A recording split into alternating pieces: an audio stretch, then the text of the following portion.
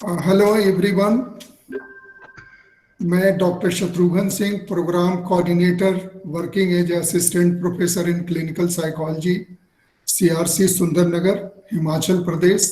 आप सभी का मैं हार्दिक अभिनंदन करता हूं, स्वागत करता हूं। आज का जो वेबिनार है, जिसका टॉपिक है role of digital technology in assessment and management of special needs children. आज के हमारे जो मुख्य अतिथि हैं doctor Amul Ranjan Singh. Clinical psychology के क्षेत्र में इनकी इंट्रोडक्शन की जरूरत नहीं है, फिर भी हम इनका प्रॉपर इंट्रोडक्शन कराएंगे। इन्होंने हमारा निमंत्रण स्वीकार किया और आज हम देख रहे हैं कि डिजिटल टेक्नोलॉजी के माध्यम से सर हमारे साथ जुड़ गए हैं। जो आज के की नोट स्पीकर हैं, very young dynamic clinical psychologist, working as assistant professor in clinical psychology, Raipur का जो इंस्टीट्यूट है, डॉक्टर मनोज पांडे सर। आपका भी मैं वेलकम करता हूं, हार्दिक अभिनंदन करता हूं। आपने भी हमारी रिक्वेस्ट को समय से स्वीकार किया। जो आज के ग्रेस ऑफ ऑनर हैं और चेयरपर्सन हैं doctor Trilochan Singh, Ludhiana based senior clinical psychologist. इनका भी मैं वेलकम करता हूं। सर, सबसे पहले जो आज के चीफ गेस्ट हैं उनका मैं परिचय कराना चाहूँगा। Professor doctor Amul Ranjan Singh, presently working as a professor in clinical psychology in Department of Clinical Psychology, Ranchi institute of neuro psychiatry and allied sciences. Sir पहले डायरेक्टर भी रह चुके हैं इस इंस्टीट्यूट का, और मेरे ख्याल में क्लिनिकल साइकोलॉजी और साइकाट्री के इतिहास में ये पहली बार ऐसा हुआ था जब एक नॉन मेडिकल मैन को साइकाट्री इंस्टीट्यूट का डायरेक्टर बनाया गया था। ये आप सबको विदित है। डॉक्टर अमूल रंजन सिंह का 25 साल का क्लिनिकल रिसर्च और ट्रेनिंग में एक्सपीरियंस है, और इन्होंने नेशनल और इंटरनेशनल प्रोजेक्ट को up to his credit handle किया है, बखूबी हैंडल किया है। इन्होंने बहुत सारे dozen of national and international conferences, symposia को ऑर्गेनाइज किया है, और ये 20 यूनिवर्सिटीज के रोल पे हैं, being as a examiner and subject expert. इनका 200 पब्लिकेशन है नेशनल और इंटरनेशनल जर्नल में, इंडेक्स जर्नल में, और ये हमारे Indian association of clinical psychologist के प्रेसिडेंट भी रहे हैं। I welcome sir on behalf of my director sir को वेलकम करना था, वो मिनिस्ट्री के काम में उनकी व्यस्तता हो गई, इसलिए वो हमारे साथ नहीं जुड़ पाए हैं। आप सबों का उन्होंने आभार व्यक्त किया है, जिन लोगों ने हमारे इस प्लेटफॉर्म को शेयर किया, ज्वाइन किया। तो मैं डॉक्टर अमूल साहब का फिर से हार्दिक अभिनंदन करता हूं, वेलकम करता हूं। जो हमारे और गेस्ट ऑफ ऑनर और चेयरपर्सन है आज के, doctor Trilochan Singh, director of Psychowave groups, senior psychologist, psychotherapist and academic director, Hunjan institute of medical sciences, Ludhiana based. ये सेक्रेटरी भी हैं इंटरनेशनल टेली साइकोलॉजी एसोसिएशन के, और इनका इस फील्ड में 10 साल का एक्सपीरियंस है in practising clinical psychology, psychological testing, intervention including all that's. ये बहुत सारे मेंबरशिप एंड ऑफिस बियरर के रूप में भी कार्य किया है, जैसे कि president Chandigarh Punjab psychology circle.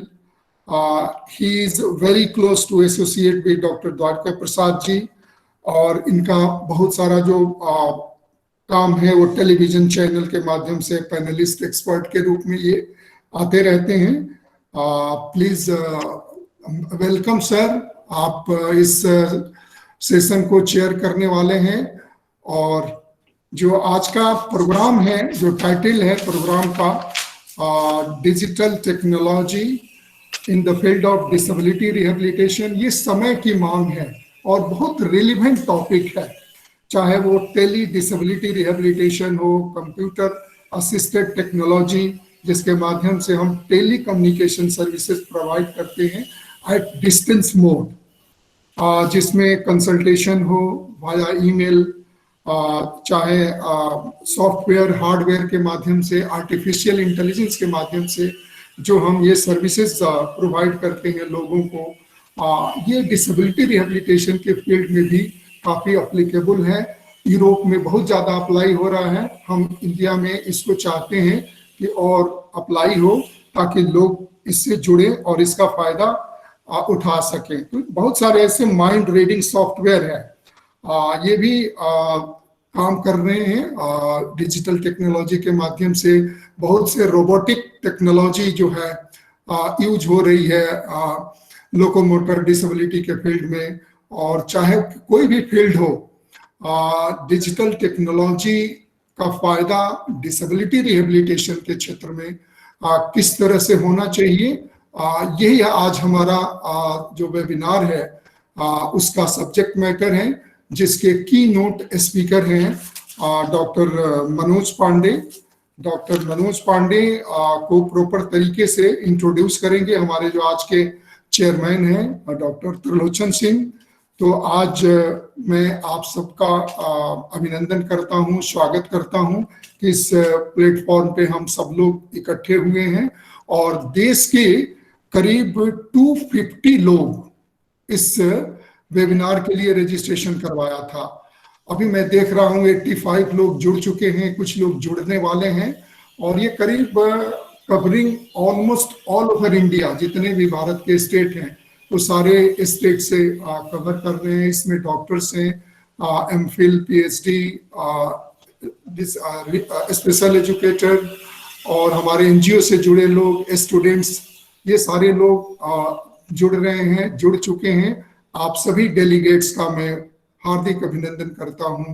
तो अब मैं आज के मुख्य अतिथि, हमारे मेंटर हैं, मैं रह चुके हैं, हमारे गुरु रह चुके हैं, और मैंने 2007 में इनके अंडर में पीएचडी किया था।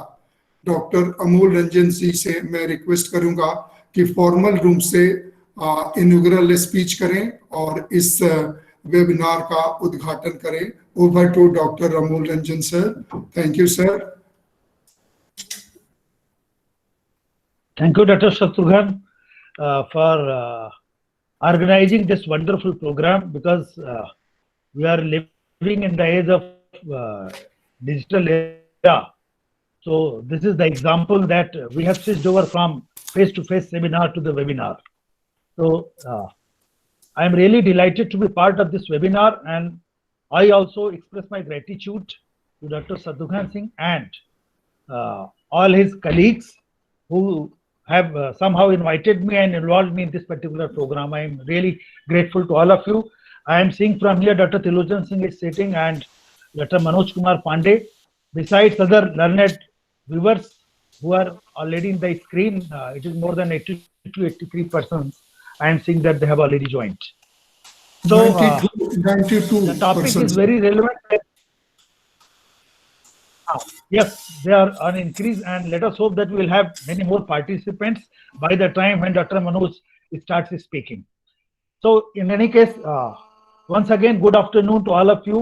And हमको लग रहा I will speak in Hindi and English mixed, because what I have understood is that we have to be like that. आज के परिप्रेक्ष्य में अगर हम लोग देखें, अपने देश के बारे में समझें, तो जितनी पॉपुलेशन है इसमें करीब करीब 3 करोड़ लोग किसी न किसी तरीके की डिसेबिलिटी से प्रभावित हैं। और एक ही बहुत बड़ा एक स्टैटिस्टिक्स है जो हम समझ पाए अभी तक, 2016 का कंसेंसस जो है अपडेटेड अभी तक जो हमको मिला, उसके हिसाब से हमको लग रहा है कि करीब करीब इसमें भी जो मेल और फीमेल का प्रोपोर्शन है, males are a bit on the higher side, they are 56% and remaining are females. तो there is substantial population which is affected by disability.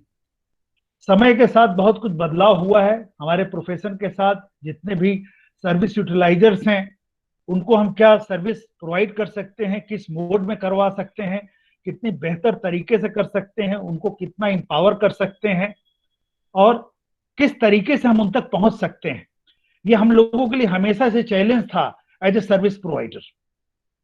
और पिछले अगर जब इतिहास देखेंगे कि कैसे कैसे टेस्ट डेवलप किए गए for identification of the problem in the community, लेकर के अगर आप स्क्रीनिंग से शुरू करेंगे और धीरे धीरे करके जब इंटेंसिव असेसमेंट होता है, इवेल्युएशन होता है, उसके बाद जब हम लोग इंटेंसिव केयर की बात करते हैं, तो बहुत सारे बदलाव हुए हैं। और इंडिया में बहुत सारे पायनियर्स रहे हैं जिन्होंने इस पे बहुत कुछ कंट्रीब्यूट किया है, specially in disability sector. NIMH Secunderabad से बहुत सारे लोग in the beginning, they are the basically the main people who came forward with different type of assessment tools to help us to reach to the population.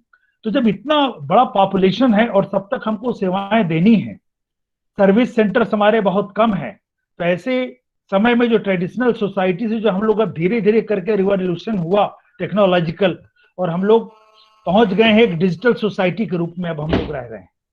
और every day there is one और another new technology which is coming forward and which is providing us help. तो जो आज का topic है that is something very relevant. और जितने भी इश्यूज की हम लोग बात करेंगे, अगर शुरुआत हम लोग करें तो अर्ली आइडेंटिफिकेशन से अगर शुरू करें कि how to identify, how to reach to the public, that at least they are able to recognize what all difficulties do they have.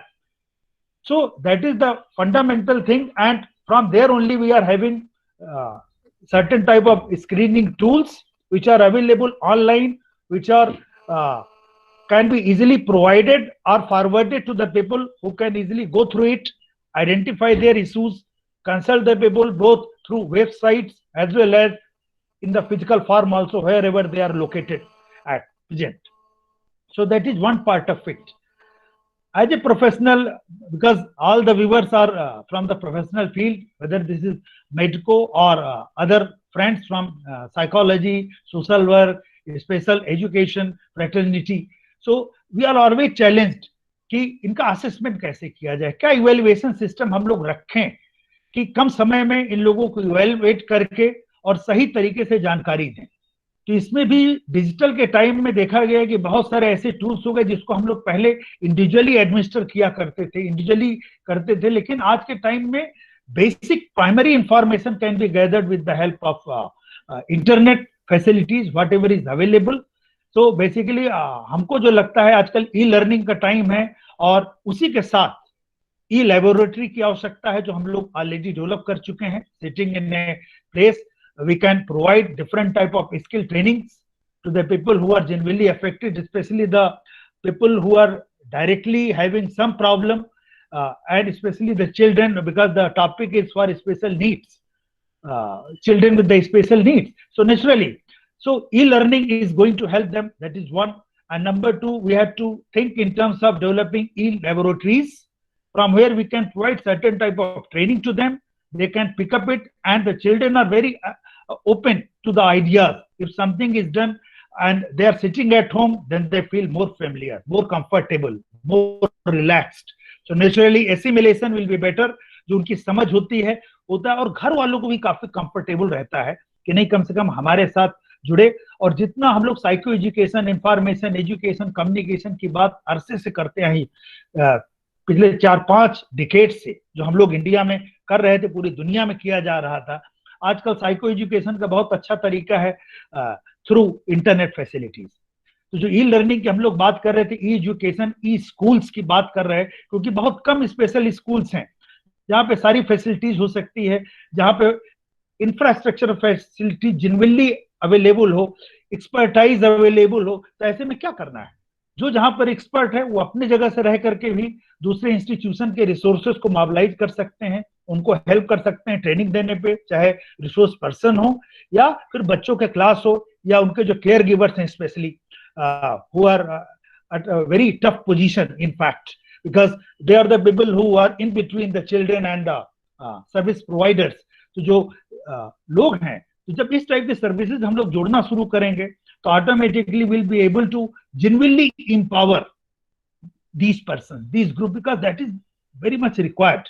All of them do not need such things, but majority of people are deprived of modern facilities. बहुत सारे centre हम खुद visit किए हैं CRC के, या जो दूसरे स्पेशल स्कूल अवेलेबल हैं, जहां पे हम लोग जाते हैं, हमको लगता है कि नहीं, ये जो टेक्नोलॉजी का एडवांसमेंट आया है, डिजिटल एरा की हम लोग बात करते हैं, डिजिटाइजेशन की बात करते हैं, इसका सबसे बड़ा फायदा वहां पर हुआ जो रूरल सेगमेंट है। आज भी 69% जो डिसेबल्ड बच्चे हैं या लोग हैं, they are coming from rural background, and we have to reach to them.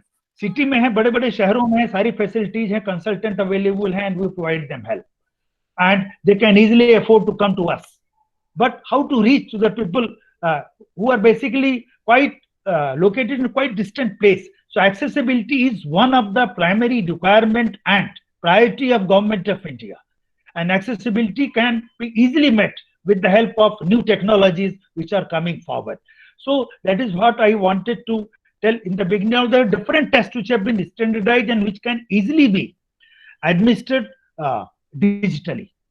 Dr. Tilochan Singh is also sitting here, and he has been very instrumental propagating this particular aspect in our country. I must tell you, along with my teacher, Professor Dwarka Prasad sir. तो जो एक contribution था, लोगों में एक awareness थी, लोगों को एक समझ जो डेवलप किया कि नहीं, हम दूर रह करके भी लोगों के पास पहुंच सकते हैं, लोगों को सेवाएं दे सकते हैं, उनको एम्पावर कर सकते हैं, और जितनी भी गवर्नमेंट की स्कीम्स उसको प्राइस करना बहुत जरूरी है। क्या क्या स्कॉलरशिप अवेलेबल है, क्या फैसिलिटीज अवेलेबल है, किस सेंटर में क्या फैसिलिटीज अवेलेबल। आज से 10 साल पहले this used to be a very tough task to convey these things through leaflets. Now it is, everything is available through electronic media, through TV, through internet, जहां से भी चीजें, बिसाइड्स प्रिंट मीडिया। और जो हम लोगों के जो प्रोफेशनल्स हैं, डिफरेंट मीडिया के थ्रू लोगों के सामने आते हैं, टीवी प्रोग्राम्स के थ्रू, न्यूज़पेपर्स के थ्रू, यूट्यूब चैनल है, बहुत सारे लोग अपनी चीजें कर रहे हैं। That is a great learning experience for everyone, that empowers the children also, that empowers the caretakers also. So जो आज का आपका टॉपिक है, I think that this is something very interesting, very important, and in long run this is definitely going not only to empower us as a professional to learn things from each other located in different centers, but eventually we are going to deliver these services to the people who genuinely need it, and not only for assessment, for intervention. That is why I was telling that it is the e-laboratory which is required. When we are talking about the intervention, when some case is presented, how it is conducted, how it is done, we have also learnt it, we also learn from each other. Similarly, when the children who are the part of this particular problem, or if they are associated with this program or this any training program, they will come forward and they will easily pick it up. They can record it again, revive and rewind it in order to see that what they have missed, or they can directly consult. So that is another part in terms of intervention and telecommunication or telepsychotherapy, telecounseling. This is the need of the hour. Ministry has already given helpline during COVID phase, and people have become aware about this fact. The only issue is that this is yet to be given proper nod from the ministry, Government of India, I must tell you, because telepsychotherapy module has been developed by one of the premier centers in our country. This is with RCI, and we have been involved in that. We are trying to find out in what way can we actually ensure that whatever services do we provide through telecounseling, that is well recognized by the Government of India, so that the people who are providing counseling, they are also not in trouble. Because many times what happens, you provide some service and family members or somebody will claim कि आपकी वजह से ऐसा हो गया. So if they get some certificate, they get some license, they realize that this is something which is duly recognized method of helping people, communicating with people, providing services to the people, automatically their perspective towards the telecounseling and telepsychotherapy will also change. So Dr. Manoj Pandey will speak so many things, and I'm really happy that I'm here, and I will also learn a lot of things from all the participants, and especially from Dr. Manoj Pandey and Dr. Tilochan Singh, besides Dr. Shatrughan Singh. है ना, अच्छा लगेगा कि हम लोग इस पर अब टॉपिक पर धीरे धीरे आएंगे। अभी डॉक्टर तिलोचन सिंह साहब को कुछ बोलना है, हमको और कुछ ज्यादा नहीं बोलना है, बिल्कुल जो हमको समझ में आया, जो लगता है कि नहीं, हम लोगों को एज ए प्रोफेशनल ईमानदारी के साथ प्रयास करना है कि हम लोग डिजिटल टेक्नोलॉजी से सीखें, लर्न करें, उसको अडॉप्ट करें और उसको कैसे इसको ट्रांसमिट करें कि हम अपने जो पॉपुलेशन, जिस भी पॉपुलेशन के साथ हम जुड़े हुए हैं, जिसको हम हेल्प कर रहे हैं, ट्रीट कर रहे हैं, उनको हम जेन्युइन हेल्प कर सकें और उनको empower कर सकें. और we should not forget the caregivers who suffer most, I tell you, because they are the people who are in between. So with this, I end my speech at present, and I wish all the success for this webinar. Thank you to everyone, and especially to Dr. Sadhukan Singh. Thank you very much.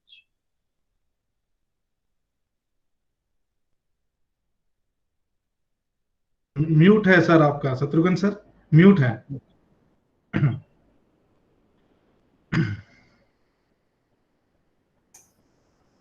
Thank you sir, doctor Amul Ranjan sir. आपका जो speech था बहुत ही relevant था, informative था, innovative था, and covering all aspect of digital technology which is related to special needs children. Now I am going to invite Dr. Trilochan Singh जो इस session को चेयर करने वाले हैं. Please take over your seat and may start proceeding of the session. Dr. Trilochan Singh sir. Over to Dr. Trilochan Singh sir. Thank you, Dr. Shatrughan sir. So first of all, I would like to congratulate Dr. Shatrughan because for choosing very relevant topic nowadays, the scope and the use of technology in assessment as management. Other training, we are already using technology, but in assessment and management, it is very relevant also. And then I would like to thank Dr. Amul Ranjan sir for a great opening, very motivating words. So एक बात तो clear है कि technology कितनी important हो गई है. Technology की वजह से ही है कि जो हम डॉक्टर अमूल रंजन के इतने एनलाइटनिंग वर्ड सुन पाए हैं. This is all because of internet. So doctor Ranjan is already very popular. मैं तो उनका बहुत बड़ा एडमायरर हूँ, 10-15 सालों से उनके नाम सुनता हूँ द्वारका सर से. So thank you sir for coming today and giving very important words. So as per this today's topic is concerned, for the last 1 decade, if we say कि use of internet has increased tremendously in psychological testing as well as the management of all over India. Not only India, in the over world, but in India specifically, last 6-7 months, internet use in catching up because of the prevailing circumstances, causing lockdown of all activity, because of to prevent the spread of novel coronavirus. All the students, trainees, interns, special educators, in fact government and non-government professionals, self-employed, all people are using internet for their delivery of training, their services in mental health as well as the rehabilitation processes. In fact, the big corporate test suppliers, they are also trying to encase this situation and coming up with the net version, online version of psychological assessment and counseling program in India. I am seeing that ki many traditional assessment procedures are now available online. जो test supplier हैं वो online version, internet version testing के और management software बड़े अच्छे बना रहे हैं और बेच रहे हैं. दो जितनी इसकी एडवांटेज हैं, जैसे advance flexibility in terms of time and place of testing, और स्कोरिंग की accuracy, conversion of raw score in some forms of standard accurate हो सकता है क्योंकि कंप्यूटर करता है. इसी तरह speed of work required in the scoring is very less than manual work. बाकी as per the report writing is concern, तो technology is giving us very impressive report and long report जो manually हो सकता है ना possible हो. and language is no problem. एक click दबाते ही सारा कुछ पता चल जाता है, हिंदी से इंग्लिश, इंग्लिश से हिंदी, और किसी भी लैंग्वेज में टेक्नोलॉजी के through we can convert the our test material. But updating का जो हो इतना इजी हो गया कि 1 क्लिक से पूरा सॉफ्टवेयर अपडेट हो जाता है. मैनुअल को अपडेट करना, you need to buy so many new operators, standardize operators.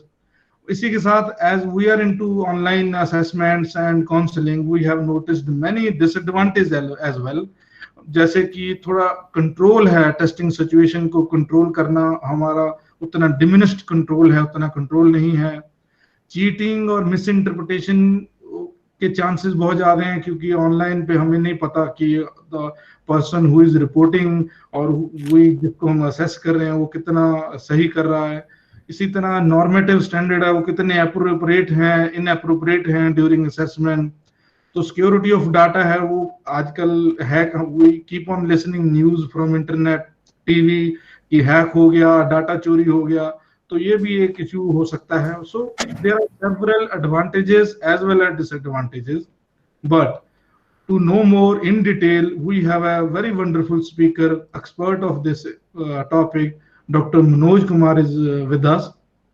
I would like to introduce Dr. Manoj Pandey.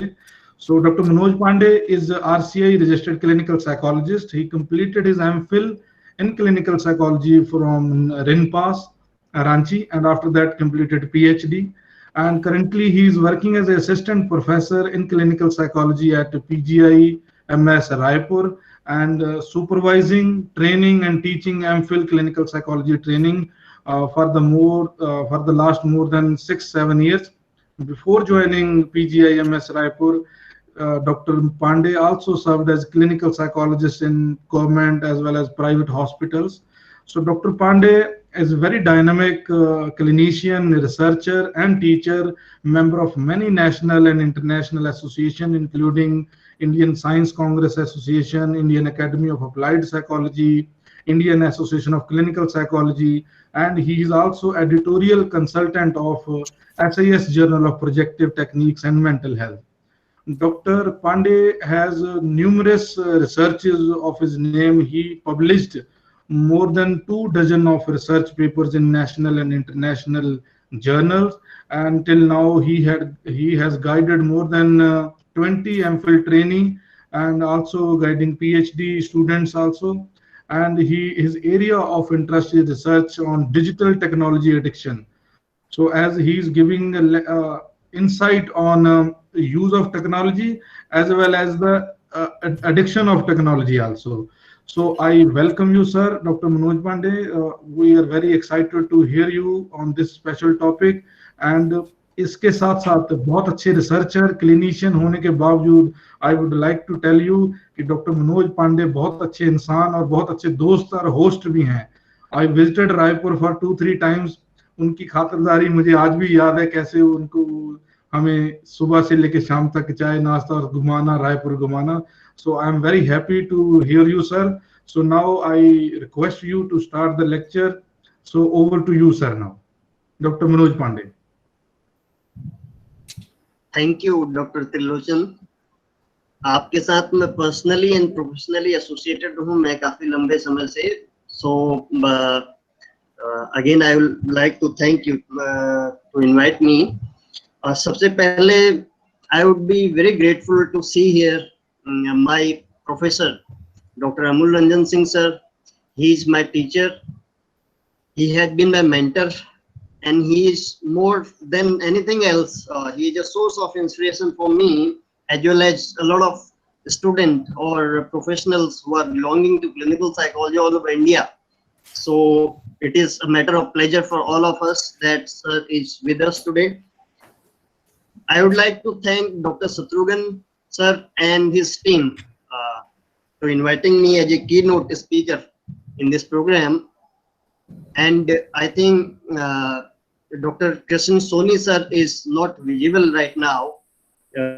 I am acknowledging him because he has recommended me for this particular lecture by seeing that title, addiction, digital addiction treatment.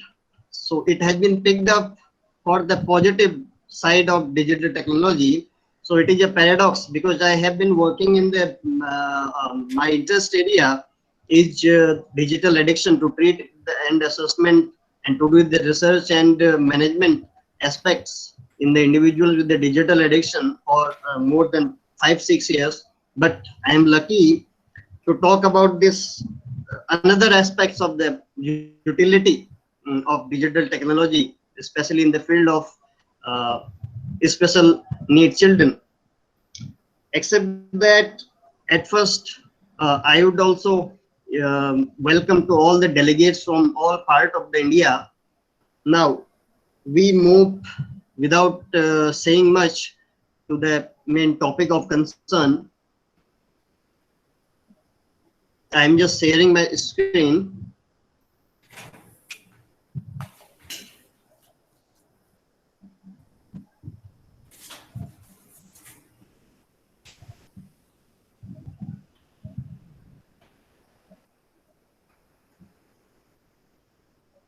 I hope that it is visible to all of you.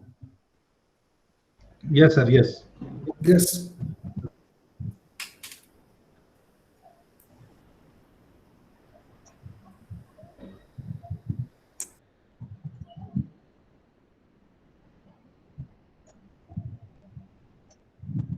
Before I speak on the utility of technology in the area of assessment and rehabilitation for the children with special need, I would just briefly go into disability, what is disability, and what is disability assessment, how it is conceptualized, and little bit about what is disability management. Then we will move ahead towards the digital technology and its role, which has been a lot of covered by Dr. Amul Ranjan sir in nutshell. He has touched every aspect of whatever I am going to present. What is disability? The upper portion in this diagram showing the disability defined by WHO in 1980, which is a medical model, which is a linear model, which basically says that illness reduce the capacity, create the impairment, and lead the handicapness in the individual. But in 2001, International Classification of Functioning, Disability and Health has revived the decision, the definition or conceptualization of disability, which is more holistic one. If we just say it says that the person is not impaired but becomes impaired. Why it is so? Because a lot of other things are also playing a key role in final outcome of the individual's disability. If we see in this oval picture in the middle, disability is understood in terms of the impaired body function or stature. That may be any body part of the individual. This vary as per the disability. Then the activity relating to that particular body part has some limitations because of the abnormality or impairment in the functions, and that lead to the restrictions in the participation of individual to his environment. So this is the key core component which has been there in the earlier model of disability, but now the two major things has been added by WHO. These are called contextual factor, that are called environmental factor as well as the personal factor. It means that two individuals with same kind of bodily impairment may have different kind of outcome as far their participation in the society is concerned. Why it is so? Because of the environmental differences. Environmental differences means the place where the individual is growing up. Like we talk about the school, if the school is being equipped with the facilities which help the individual to interact with the classroom situation, that will somewhere improve his participation. On the other hand, where those facilities are not there, the outcome of the impairment will be different. Similarly, the personal factor involve individuals psychological factors like individual coping and individuals, how the individual perceive himself as a person with disability. These all things interact with the health condition which has been there in form of illness or in form of disorder or disease. So these two factor, contextual factor, has been given pretty importance and are there acknowledged in form of inclusive education also. If we talk about, you know, application of this model, so this is what the disability is called. Now moving ahead, type of disability. I'm not going into detail of these. As per the Right of Person with Disability Act 2017, there are 21 disabilities. They are majorly categorized into 5 basic categories, and I am not going into detail of that because of the major concern is something else. Basically, we will be covering up speech and hearing disability, intellectual disability, specific learning disability, autistic spectrum disorder, while we'll talk about the management aspects of the role of technology in the management of these disorders. Now, disability assessment, what does it mean? Disability assessment. Oh, I saw, sorry to say, Dr. Satrugan sir, I forgot that my medium of communication should be Hindi also. So, disability assessment का मतलब क्या है? Disability assessment evaluation है. किस चीज का evaluation? Type और label of disability. और ये क्यों किया जाता है? इंडिविजुअल्स को डिफरेंट तरह के बेनिफिट प्रोवाइड हो सके, जैसे कि educational, insurance, transportation benefits are available as per the provision from the act, and this is done in a holistic process. अलग अलग स्पेशलिटी के लोग उस पर्टिकुलर डिसेबिलिटी में जो स्पेशलाइज्ड हैं वो असेसमेंट करते हैं, डिटरमाइन करते हैं, एंड देन एक मेडिकल बोर्ड के थ्रू सर्टिफिकेशन होता है इंडिविजुअल्स का. जैसे अगर हम ऑटिज्म सर्टिफिकेशन मेडिकल बोर्ड की बात करें तो बोर्ड में 3 तरह के मेंबर्स बेसिकली हैं, जिसमें क्लिनिकल साइकोलॉजिस्ट या चाइल्ड साइकोलॉजिस्ट रहता है, उसके अलावा पीडियाट्रिशियन होता है, और उसके अलावा साइकियाट्रिस्ट होता है.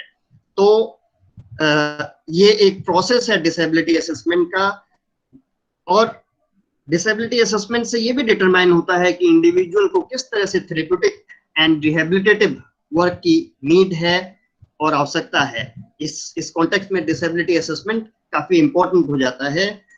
और these are the different tools as per the disability, जिनके बारे में बहुत डिटेल में नहीं बोलना चाहूंगा.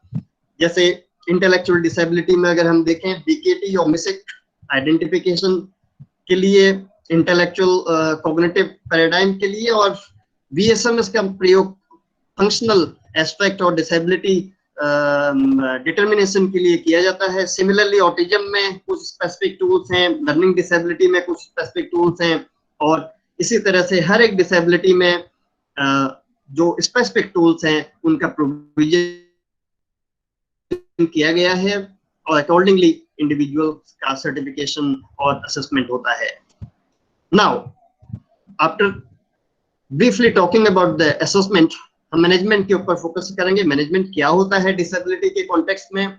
बेसिकली मैनेजमेंट में हमारा जो मेन एम होता है इंडिविजुअल को उसके ऑप्टिमम फंक्शनिंग तक पहुंचाना, यानी कि इंडिविजुअल सर्वोत्तम क्षमता जो है उसकी, जिसके साथ वो अपने इन्वायरमेंट के साथ में इंटरेक्ट कर पाए, उसमें किस तरह से हम उसकी मदद करते हैं different set of therapeutic measures का इस्तेमाल करके, और डिफरेंट तरह के थेरेपीज का इस्तेमाल करके, रेमेडिएशन पैकेजेस का इस्तेमाल करके. वो डिपेंड करता है टाइप ऑफ डिसेबिलिटी क्या है और लेवल ऑफ डिसेबिलिटी क्या है. उसके आधार पर इंडिविजुअल नीड बेस्ड मैनेजमेंट तैयार किया जाता है और उसके ऊपर वर्क किया जाता है. क्यों हम मैनेजमेंट करते हैं, मैनेजमेंट के क्या उद्देश्य होते हैं हमारे, बहुत इंपॉर्टेंट है समझना. नंबर 1, सबसे पहले इंडिविजुअल अपनी लाइफ को इंडिपेंडेंटली जी पाए, और बहुत तरह की डिसेबिलिटीज में इंडिपेंडेंटली जी पाना इंडिविजुअल के लिए पॉसिबल नहीं है, लेकिन जहां तक भी हमारी कोशिश रहती है एक पॉजिटिव आउटलुक के साथ में जितना भी फंक्शन को एनहेंस कराया जा सके ताकि वो इंडिपेंडेंटली जी पाए, ये एक मेन उद्देश्य होता है. साथ साथ में वो पार्टिसिपेट कर पाए एजुकेशन में. जैसे हम एलडी की बात करें, लर्निंग डिसेबिलिटी के बच्चे की बात करें, लर्निंग डिसेबिलिटी के बच्चे के लिए डिफरेंट मॉड्यूल्स और जो है अवेलेबल हैं, जिसके थ्रू हम बच्चे को इतना ट्रेन कराते हैं कि वो एक नॉर्मल स्कूल में जा करके और जो इंडिविजुअल्स जो डिसेबल नहीं है उनके साथ में रह करके पढ़ पाए, तो इस तरह से इंक्लूसिवली जो पार्टिसिपेट कर पाए।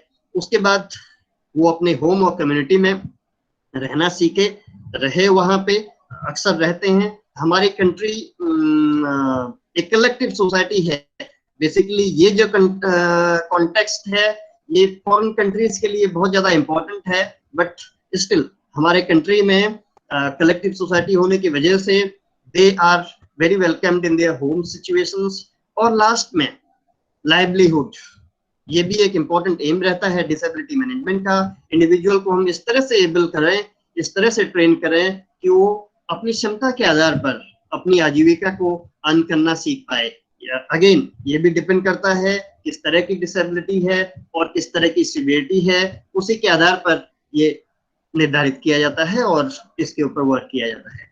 नाउ डिसेबिलिटी में क्या करते हैं, बेसिकली अगर हम देखें लॉस ऑफ फंक्शंस को रोकना, ये प्राइमरी प्रिवेंशन का एस्पेक्ट है। इसके ऊपर अगर ना ज्यादा बोलूं, रेट ऑफ लॉस को कम करना ये एक इम्पोर्टेंट टास्क होता है, जिसमें कि जैसे अगर हम एग्जांपल लें हेयरिंग लॉस का, हेयरिंग लॉस की बात करें, अगर हम जो हियरिंग एड्स हैं उसका इस्तेमाल करके इंडिविजुअल्स को हेल्प कर पाते हैं, तो हो सकता है कि लॉस को हम कम कर पाए।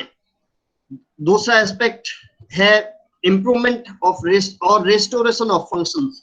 जैसे अभी मैंने एग्जांपल दिया लर्निंग डिसेबिलिटी का। अगर इंडिविजुअल्स को राइटिंग में प्रॉब्लम है, हम उसको ट्रेनिंग कराते हैं अलग अलग मेथड्स के थ्रू और उसमें इम्प्रूवमेंट लाने की कोशिश करते हैं। देन कंपनसेशन, लाइक अगर हम ऑटिज्म की बात करते हैं, वहां पे इंडिविजुअल्स के स्पीच डेवलप नहीं होती है, बहुत सारे स्पीच में इम्पेयरमेंट होता है, तो card system, card exchange system बना हुआ है, जिसके बारे में मैं आगे बात करूंगा, उसका इस्तेमाल कैसे किया जाता है इलेक्ट्रॉनिक वर्जन में। तो अगर उस मॉडलिटी से इंडिविजुअल नहीं बोल पा रहा है, नहीं कनेक्ट हो पा रहा है सोसाइटी से, तो दूसरे तरह के मॉडलिटी का इस्तेमाल करना जिससे कि इंडिविजुअल अपने मन की बात को रख पाए, ये भी एक कंपनसेशन जो कि एक पर्पज है रिहेबिलिटेशन का। और साथ साथ में मेंटेनेंस ऑफ करंट फंक्शन, जितना फंक्शन अभी है इंडिविजुअल का उसको हम मेंटेन कर पाए, ये एक बहुत इंपॉर्टेंट उद्देश्य होता है। नाउ अब मैं आऊंगा आज के वेबिनार के मेन टॉपिक के ऊपर, जो कि है role of digital technology.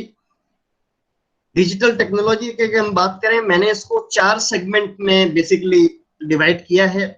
Number 1 tele health और टेली रिहेबिलिटेशन, जिसके बारे में डॉक्टर अमूल सर ने काफी कुछ बोला है और doctor Trilochan also talked about it. इसका रोल हम जानेंगे। उसके बाद हम मूव करेंगे कंप्यूटर असिस्टेड टेक्नोलॉजी में, जिसका बेसिक रोल है रिहेबिलिटेटिव प्रोसेसेस के लिए। हम देखते हैं एक बायोफीडबैक, बहुत सारे लोग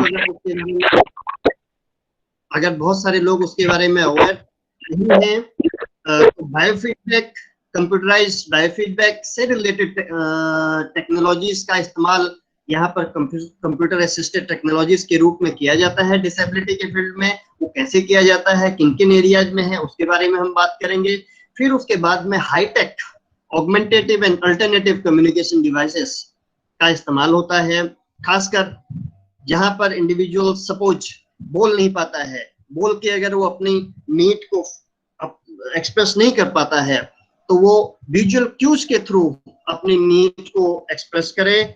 इस तरह से अल्टरनेटिव मेथड्स का इस्तेमाल कैसे डिजिटल टेक्नोलॉजी में किया जाता है, उसके बारे में बात करेंगे।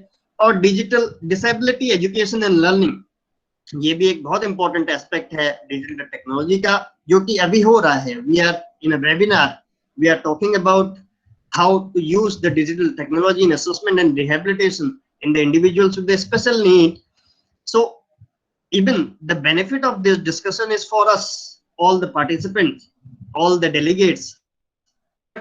The indirect benefit of this webinar is going to be for the individuals with disability, because we are going to apply whatever we have learned from the knowledge sharing in this program. So इसके बारे में बहुत ज्यादा मैं नहीं बात करूंगा, because ये एक self explanatory है जिसके बारे में ऑलरेडी हम बात कर चुके हैं. Now टेली रिहेबिलिटेशन, जो पहला इश्यू है, टेली रिहेबिलिटेशन है क्या? बड़े साधारण शब्दों में अगर हम बात करें, टेलीकम्युनिकेशन और इंफॉर्मेशन टेक्नोलॉजी के माध्यम से हम पेशेंट से जुड़ी हुई जो इंफॉर्मेशन है, चाहे वो उनके रिहेबिलिटेशन से जुड़ी हुई हो, चाहे असेसमेंट से जुड़ी हुई हो, उसको हम डिलीवर करते हैं. और पीपल एट डिस्टेंस, अमूलरंजन सर ने कहा कि लोग बहुत दूर दराज के इलाकों में हैं, वहां पे उनके पास में हेल्थ फैसिलिटीज और प्रोफेशनल्स अवेलेबल नहीं हैं, तो हम एक्सपर्टाइज का इस्तेमाल कर सकते हैं दूसरे जगह से टेली रिहेबिलिटेशन और टेली हेल्थ के द्वारा. तो इसका इस्तेमाल हम diagnosis as well as management दोनों में कर सकते हैं. ये एक पिक्चर है जिसमें कि दिख रहा है इस स्क्रीन में एक एक्सपर्ट है इंडिविजुअल, वो डॉक्टर्स को एक बच्चे के बारे में कुछ कम्युनिकेट करता हुआ नजर आ रहा है. This is just an एग्जाम्पली model और टेम्पलेट. आप अगर देखें, यहाँ पे एक रिहेबिलिटेशन प्रोफेशनल हो सकता है, यहाँ पे उसका केयर गिवर हो सकता है, और यहाँ पर एक चाइल्ड विद डिसेबिलिटी हो सकता है. तो अब ये जो स्क्रीन दिख रही है यहाँ पे, ये कंप्यूटर है, रेदर टेलीविजन है. इसकी जगह में कंप्यूटर हो सकता है, टैबलेट हो सकता है, आजकल मोबाइल फोन हाईली इक्विप्ड हैं, स्मार्टफोन, उनका इस्तेमाल किया जा सकता है टेली कंसल्टेशन या फिर टेली रिहेबिलिटेशन या फिर. तो ये एक छोटा सा एग्जांपल है. अब हम मूव करेंगे, दो तरह के बेसिकली टेली हेल्थ या टेली रिहेबिलिटेशन के मॉडल्स एप्लीकेबल हैं. एक सिंक्रोनस और रियल टाइम, जिसको कि हम जिसमें लाइव कम्युनिकेशन होता है, जैसे कि we are connected through different part of India. तो ये एक रियल टाइम टेलीकम्युनिकेशन का एग्जांपल हो गया. दूसरा स्टोर एंड फॉरवर्ड असिंक्रोनस, जिसका मतलब ये होता है कि हम अपने क्लाइंट के नीड के हिसाब से जो इंफॉर्मेशन है उसको पहले जनरेट करें, चाहे वीडियो के फॉर्म में, टेक्स्ट के फॉर्म में, ऑडियो के फॉर्म में स्टोर करें, और उसके बाद में उसको ट्रांसमिट करें. यानी कि पर्सन इन नीड, जो हमारे इंडिविजुअल्स हैं, उनके फैमिली मेंबर्स हैं, उनको इंफॉर्मेशन हम दें. अब यहाँ पे हम अलग अलग तरह की इंफॉर्मेशन दे सकते हैं, चाहे वो एजुकेशन से जुड़ी हुई हो, चाहे वो मैनेजमेंट ट्रेनिंग से जुड़ी हुई हो, और भी बहुत सारी. तो इस तरह से हम जो है ये स्टोर एंड हाउस मीडियम जो है हमारा टेली रिहेबिलिटेशन का, वो हमारा हेल्पफुल हो सकता है बहुत ज्यादा रिमोट एरिया में, जहाँ पे हाई इंटरनेट फैसिलिटी अवेलेबल नहीं है, लाइव कम्युनिकेशन नहीं हो सकता है. और भारत में ऐसे बहुत सारे दूर दराज के इलाके हैं जहाँ पर रिहेबिलिटेशन सर्विसेज अभी तक पहुंची नहीं है. तो that's why this tele rehabilitation is going to be very helpful. और अभी इसका इस्तेमाल बहुत ज्यादा नहीं हुआ है, हो रहा है, धीरे धीरे करके ग्रो कर रहा है. अब हम क्या क्या कर सकते हैं टेली रिहेबिलिटेशन और टेली हेल्थ के थ्रू? हम डायग्नोस्टिक इंटरव्यूइंग कर सकते हैं ऑडियो और वीडियो टेलीकॉन्फ्रेंसिंग के द्वारा. हम थेरेपी कर सकते हैं इंडिविजुअल को वीडियो एप्स को यूज करके, ऑडियो एप्स को यूज करके. और हम कंसल्टेशन बाय मेल भी कर सकते हैं, जो कि एक ज्यादा पुराना मेथड है, क्योंकि आजकल वीडियो टेक्नोलॉजी जब से डेवलप हुई है, now individuals are preferring more to have the video talks rather than the audio talks. Now I am just presenting a case example through which this technology rehabilitation can be better understood. For example, एक बच्चा है cerebral palsy का, उसको हमें tele rehabilitation के through treat करना है, manage करना है, तो हम कैसे करेंगे? पहला एस्पेक्ट है असेसमेंट का. असेसमेंट है usually gross motor function classification system, इसके नए वर्जन भी अवेलेबल हैं अभी. इस्तेमाल किया जाता है मोटर फंक्शनिंग और फ्लेक्सिबिलिटी और मोटर पैराडाइम को असेस करने के लिए सीपी के चिल्ड्रन में.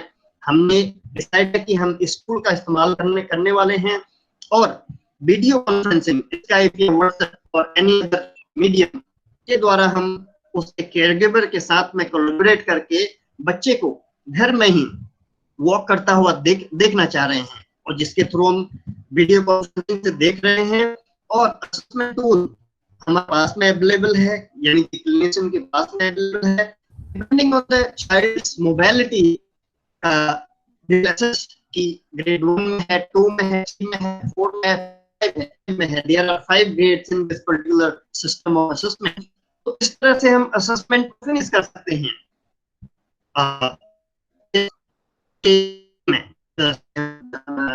सेरेब्रल पाल्सी की केस में जब हम मूव करें, अगर हमको लगता है depending on the depending on the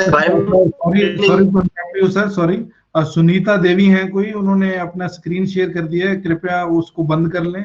speaker की स्क्रीन रहने दीजिए। सुनीता प्लीज अपने मोबाइल से स्टॉप प्रेजेंटिंग का बटन दबाइए।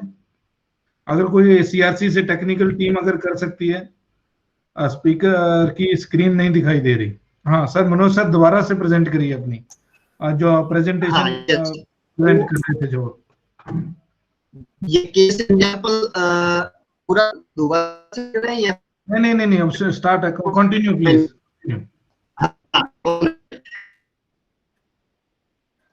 How telerehabilitation can be helpful in the management?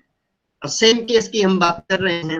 हमने कि उसको मसलर ट्रेनिंग की जरूरत है, और मसल ट्रेनिंग की नीड किस तरह से है वो डिपेंड करेगा कि उसकी सिवियरिटी लेवल क्या है, और depending upon the individual need उसमें दो तरीके से हम हेल्प कर सकते हैं। अगेन रियल टाइम हम वीडियो कॉन्फ्रेंसिंग के थ्रू मसल ट्रेनिंग एक डमी क्लाइंट का इस्तेमाल कर सकते हैं। जैसे कि डमी क्लाइंट का मतलब यहाँ पर जैसे पपेट जो एक है, उसमें हम मस्कुलर ट्रेनिंग का इस्तेमाल करें और वहां से केयर गिवर देख रहा हो हमें हम किस तरह से इंडिविजुअल को ट्रेन कर रहे हैं। हम लेग उठा रहे हैं तो लेग को कैसे मूव कर रहे हैं, कितना मूव कर रहे हैं। It is happening through the video conferencing so that the individual, the care giver of that individual with that and he will know how to do that muscle training। और अगर ये रियल टाइम हमारे पास available नहीं है, हम video generate कर सकते हैं और soft copy guideline in terms of the text generate कर सकते हैं as a form of education, और उसको हम ट्रांसफर कर सकते हैं इंडिविजुअल को through any medium like email, like WhatsApp, so that the individual is go through that and will start doing the management of the children at home।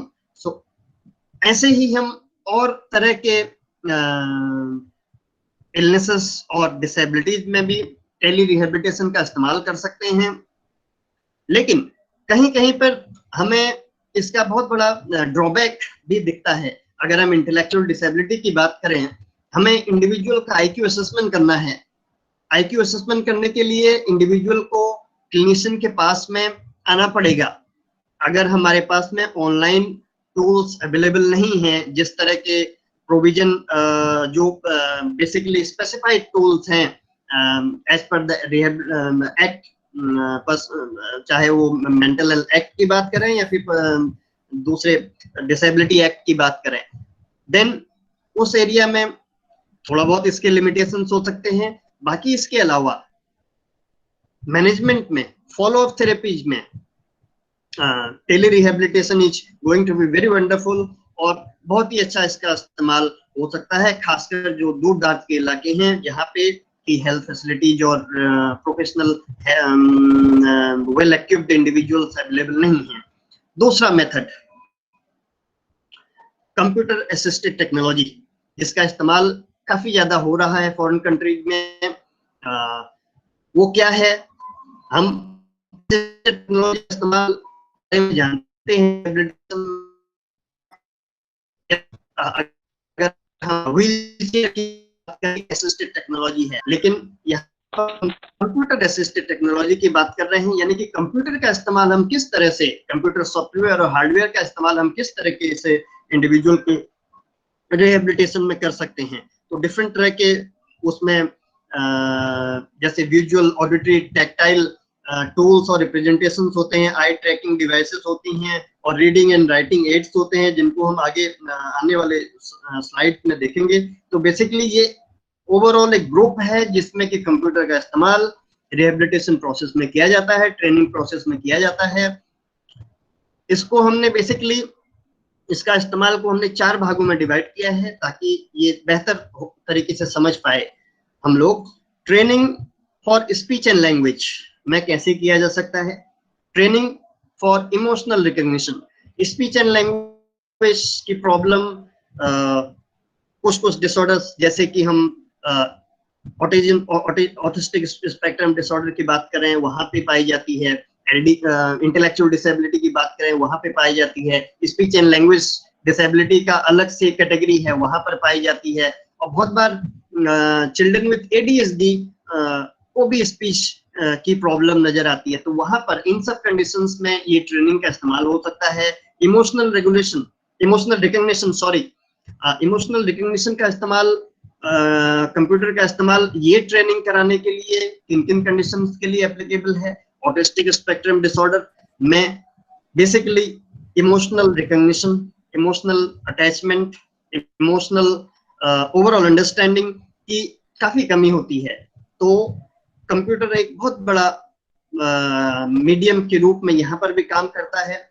दूसरा, training in daily living skill, जो कि हम manually behaviour therapy के principles का इस्तेमाल करते हुए आ रहे हैं। कंप्यूटर के थ्रू वो ज्यादा बेहतर तरीके से होता है। ऐसे अभी रिसेंट स्टडीज बोलती हैं कि मैनुअली और कंप्यूटराइज्ड में बहुत ज्यादा कोई डिफरेंस नहीं है और बेहतर है। कुछ स्टडीज में ये पाया गया है कि computer generated skill training is more helpful than manually done skill training. उसके बाद प्ले थेरेपीज की अगर हम बात करते हैं, ट्रेनिंग प्ले थेरेपीज, अगेन वो इंडिविजुअल जिसमें सोशल कॉग्निशन, वो बच्चे जिनमें सोशल कॉग्निशन में डेफिसिट होता है, लाइक ऑटिज्म से रिलेटेड डिसऑर्डर्स अगर की हम बात करें, और अगर हम बात करते हैं इंटेलेक्चुअल डिसेबिलिटी के बच्चों के साथ में, तो वहां पे भी हम प्ले स्किल्स का इस्तेमाल लर्न करने के लिए कंप्यूटर असिस्टेड टेक्नोलॉजी का इस्तेमाल कर सकते हैं। Now I am moving one by one. पहला है remediation of deficit in expressive and receptive language. ये मैंने कंडीशंस को यहाँ पे हाईलाइट किया हुआ है। Autistic spectrum disorder, specific learning disability, speech and language disability. तो basically receptive and expressive language deficit in 3 conditions में पाया जा सकता है। और यहाँ पे कंप्यूटर का इस्तेमाल, कंप्यूटर जनरेटेड और असिस्टेड टेक्नोलॉजी का इस्तेमाल कैसे किया जा सकता है, उसको हम 2 एग्जाम्पल के थ्रू यहाँ पर समझेंगे। एक सॉफ्टवेयर है जिसको बोलते हैं वर्चुअल टॉकिंग हेड, जिसका नाम बार्डी है। ये बोसेलोर एंड अदर कलीग्स का इनका इस एरिया में बहुत ज्यादा रिसर्च है। तो बेसिकली वर्चुअल टॉकिंग हेड क्या है उसके बारे में हम आगे देखेंगे। इस सिस्टम में क्या किया जाता है, विजुअल और ऑडिटरी दोनों क्यूज का इस्तेमाल करते हैं, और पिक्चर और वर्ड का एसोसिएशन किया जाता है कंप्यूटर के माध्यम से लर्न कराने के लिए इंडिविजुअल को, जिसको हम इस स्लाइड में थोड़ा समझने की कोशिश करेंगे बेहतर तरीके से। हर एक लेसन, अब यहाँ पर अगर हम देखें, ये है टॉकिंग हेड जिसको हमने बार्डी बोला है, और ये है पिक्चर्स अलग अलग मटेरियल के, और साथ में वो टेक्स्ट भी होता है, वर्ड्स भी लिखे रहते हैं जो यहाँ पे प्रेजेंट नहीं है अभी। और नीचे अगर आप देखो, ये बेसिकली 4 चीजें हैं। पिक्चर्स हैं चीजों के, बार्डी है जो कि बोलता है, इसके लिप और इसका मूवमेंट, लिप मूवमेंट, टंग मूवमेंट इसमें विजिबल होता है, और नीचे स्टिकर्स हैं जिसमें खुशी वाला फेस, दुखी वाला फेस वो दिखता है डिपेंडिंग अपॉन द एक्सरसाइज। वो कैसे होता है उसके बारे में बात करूंगा मैं। सपोज एक इंडिविजुअल जिसको रिसेप्टिव स्पीच और लैंग्वेज डिसऑर्डर है, यानी कि वो शब्दों को समझ नहीं पाता है। उसके लिए अगर इस टॉकिंग हेड या बार्ली पैकेज का इस्तेमाल कराना हो तो कैसे कर सकते हैं? बच्चे को एक छोटा सा एग्जांपल दे रहा हूं मैं। बच्चे को ये कहा जाता है इंस्ट्रक्शन के थ्रू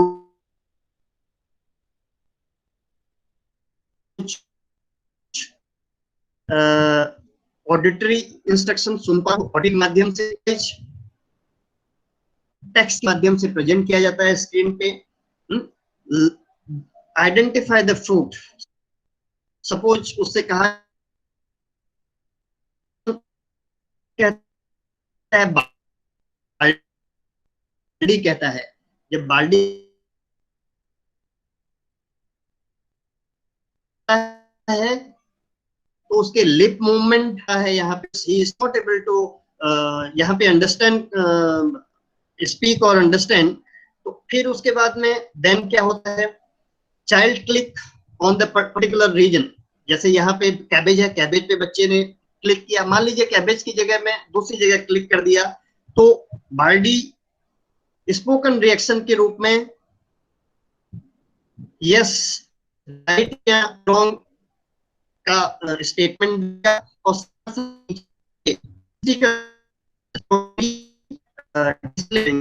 इंडिविजुअल ने अगर करेक्ट बटन दबाया है वो हैप्पी फेस दिखेगा, बार्डी उसको रिस्पॉन्ड करेगा पॉजिटिवली। अगर उसने नहीं दिखाया है, अगर उसने नहीं क्लिक किया है सही पे, तो फिर उसको दोबारा ट्रेनिंग कराई जाएगी। तो इस तरह से यहाँ पे जो वो लर्न करता है। तो यहाँ पे देखें तो कंप्यूटर स्क्रीन पे ये एक बहुत इम्पोर्टेंट है। अगर हम इसको बार बार रिपीट करते हैं तो देखा गया है कि इंडिविजुअल लर्निंग को, लैंग्वेज को पिकअप करता है। एक तो बच्चों को कंप्यूटर और कंप्यूटर से जुड़े हुए जो भी असिस्टिव टेक्नोलॉजीज हैं वो अट्रैक्ट करती हैं, नॉर्मल बच्चों को भी करती हैं, और चाहे वो बच्चे हैं डिसेबिलिटी के साथ में उनको भी अट्रैक्ट करती हैं। तो एक तरह का ये बार्डी एक्सरसाइज हो गई। उसके बाद में इसी एक्सरसाइज को एक्सप्रेसिव लैंग्वेज डिसऑर्डर, जिनको बोलने में प्रॉब्लम है, वहां पे कैसे किया जा सकता है, उसको इमिटेशन एंड एलिसिटेशन एक्सरसाइज बोला जाता है, जिसमें बच्चे को कहा जाता है बार्डी के द्वारा आप रिपीट करिए सेंटेंस को जो एक बार बार्डी ने बोला गया, और उसको क्या, किस चीज को रिपीट करना है, हाईलाइटेड इमेज को। अब यहाँ पे इमेज को हाईलाइट किया जाता है और उसको कहा जाता है बार्डी जो रिपीट करेगा उसको आप रिपीट करिए, name the highlighted image on their own. इसके बाद होता क्या है, जब बच्चा रिपीट करता है वो बार्डी की वॉइस भी सुनता है, correct word through auditory mechanism, और खुद भी बोलता है, यानी कि उसको रीइंफोर्समेंट प्रोवाइड किया जाता है, सेम मेथड जो मैंने पहले बात करी थी। तो यहाँ पे हम बच्चे को एक्सरसाइज करा रहे हैं हाउ टू स्पीक एक्सप्रेसिव जो लैंग्वेज डिसऑर्डर्स हैं। तो इस तरह के मेथड्स यूजुअली कंप्यूटर असिस्टेड जो टेक्नोलॉजीज हैं उनमें बहुत ज्यादा एप्लीकेबल हैं। मैंने इसमें रेफरेंसेस भी ऐड किए हैं लास्ट में। मैं डेलीगेट्स को बोलना चाहूंगा कि आप रेफरेंसेस को डिटेल में जाएं, और ये मैं डॉक्टर शत्रुघ्न सर को शेयर करूंगा और कर चुका हूं ऑलरेडी। तो और भी मटेरियल अगर नीडेड होगा तो I will be providing about how to understand it better, क्योंकि टाइम लिमिटेशन की वजह से बहुत ज्यादा डिटेल में नहीं जा रहा हूं मैं, बहुत सुपरफिशियली, ताकि हर एक एरिया टच हो पाए, उसके ऊपर मेरा फोकस है। उसके बाद दूसरा, इमोशनल ट्रेनिंग के लिए फेस प्रोसेसिंग और emotion comprehension. Basically autistic spectrum disorder के बच्चों में ये एक बहुत बड़ी प्रॉब्लम देखी जाती है। They are not able to maintain the eye contact, they are not able to understand the emotional gestures of the others. तो ये एक बहुत बड़ी प्रॉब्लम है along with the other problem you face. इसके लिए स्पेसिफिक सॉफ्टवेयर्स का development किया गया है। Reading the mind in film task, ये एक कंप्यूटर सॉफ्टवेयर है जिसमें कि 22 स्टोरीज होती हैं जो कि फीचर फिल्म से ली गई हैं। अब इसमें टास्क क्या होता है, कैसे लर्न कराते हैं, इमोशनल रिकग्निशन को। विजुअल इनपुट यानी कि फेशियल एक्सप्रेशन, बॉडी लैंग्वेज और एक्शन, विजुअल इनपुट का इस्तेमाल उन फिल्म में की जो क्लिप है। ऑडिटरी इनपुट का इस्तेमाल होता है।